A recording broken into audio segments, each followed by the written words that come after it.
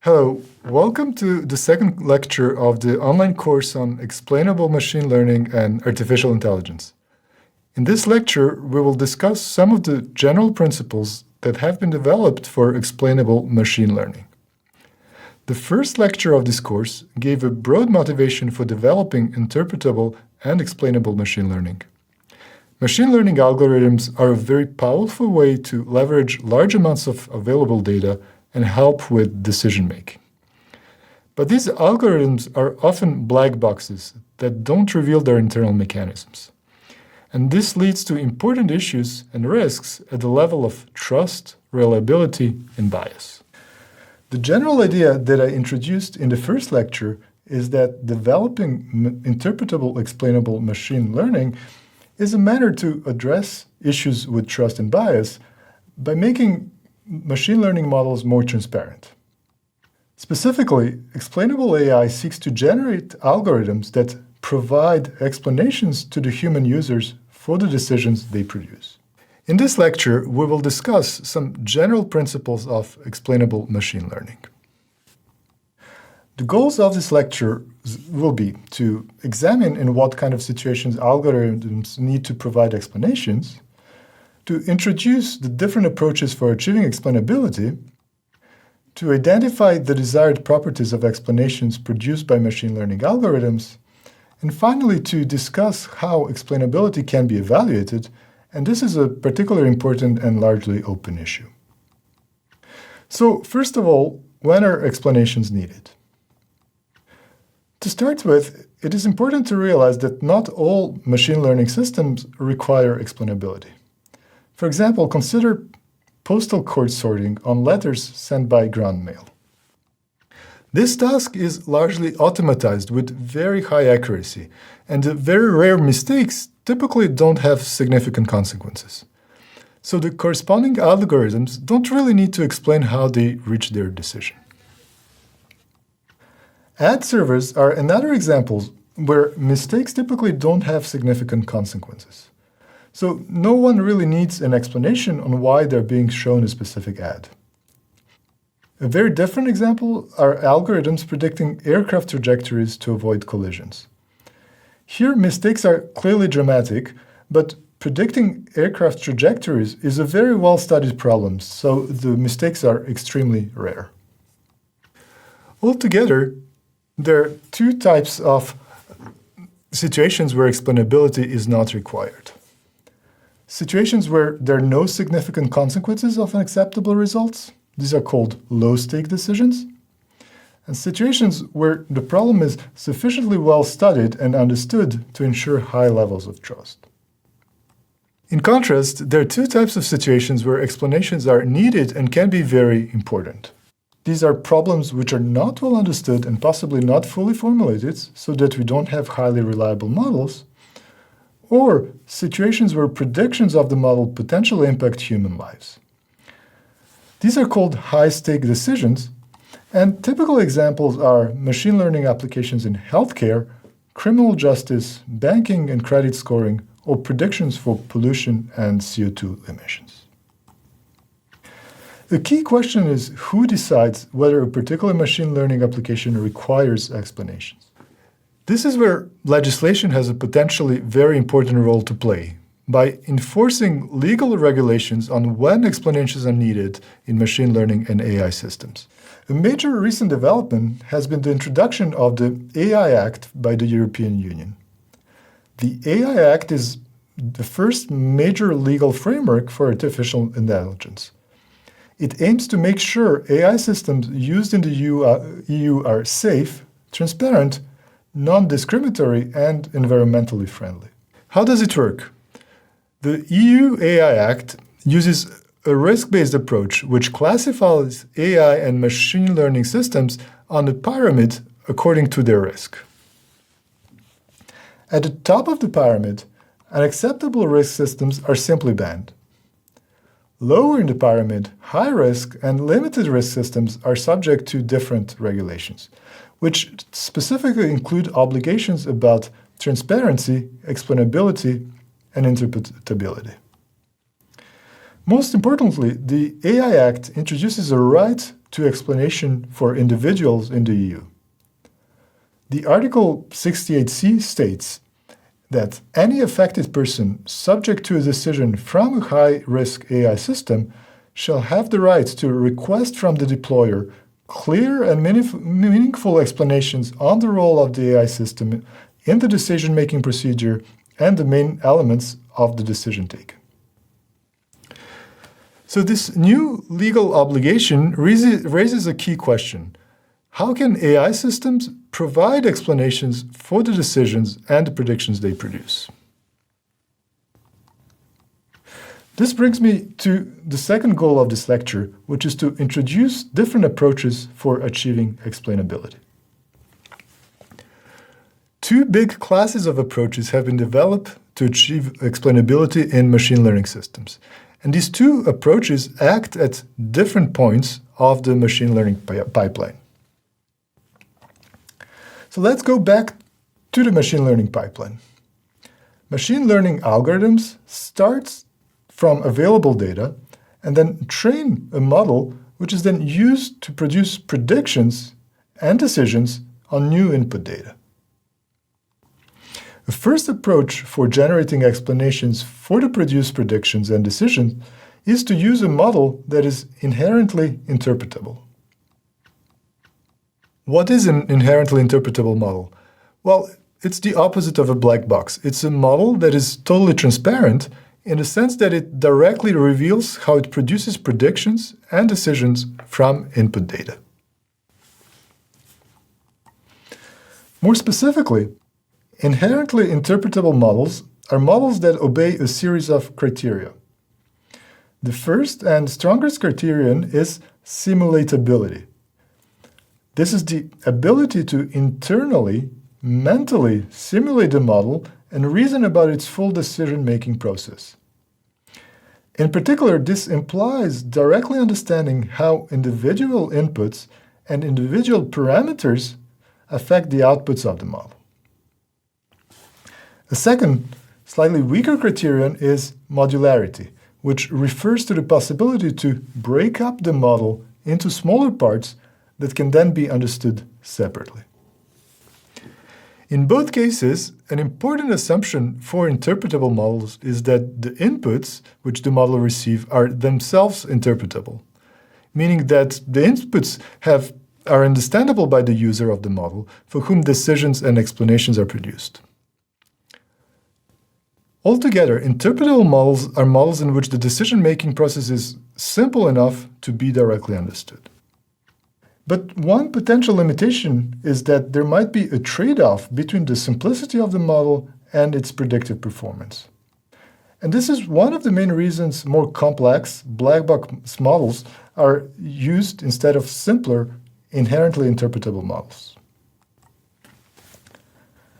So the key issue is that very often machine learning pipelines do not use models that are interpretable, but instead use black box models. To achieve explainability in this situation, a second class of approaches have been developed. These approaches aim to build post hoc explanations of black box models. Concretely, post hoc approaches start from a pre-built black box model and then build on top of it an additional explainer model that generates explanations for the predictions and decisions made by the black box model. There is a variety of approaches for building post hoc explanations, but they generally fall into two types. Prediction level or local explanations, which explain individual predictions in terms of the features of the input. The second category are global explanations that explain the behavior of the black box model at the level of the whole data set and, for example, try to assess whether the model is biased or not. So there's a variety of ways of generating explanations, but ultimately, what properties do we want explanations to have? To identify the desired properties of explanations, let's go back to what it means to explain. Explaining a prediction of a model ultimately means presenting it in terms understandable to a human user. So the key question is, who is the user? Who is the audience for the explanation?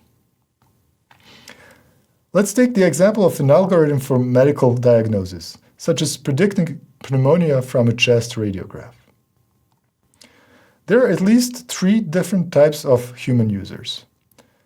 One type is the end user, in this case the patient for whom the diagnostic is made and who is concerned only about the decision for himself. A second type of user is the decision maker, in this case the doctor who uses the output of the model to make a final decision on pneumonia.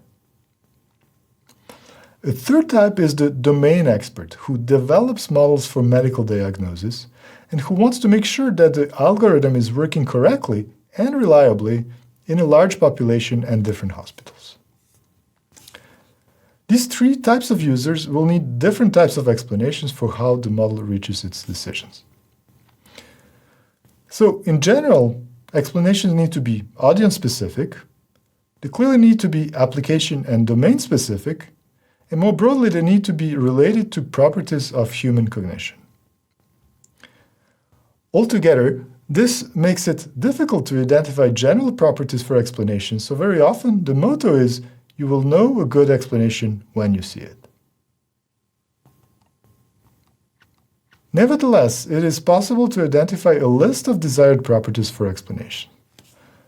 The first one is that explanations as well as predictions need to be accurate for previously unseen data to ensure reliability.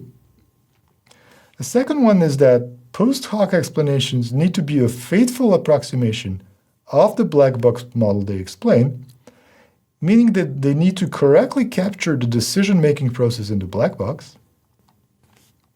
And ideally, we would like explanations for a specific decision to be consistent across several black box models trained on the same task. And we would like explanations to be representative of the data outside of the used dataset. Perhaps most importantly, explanations need to be relevant, meaning they need to provide insights for the specific audience they're intended for. And this clearly implies that explanations need to be comprehensible to the audience.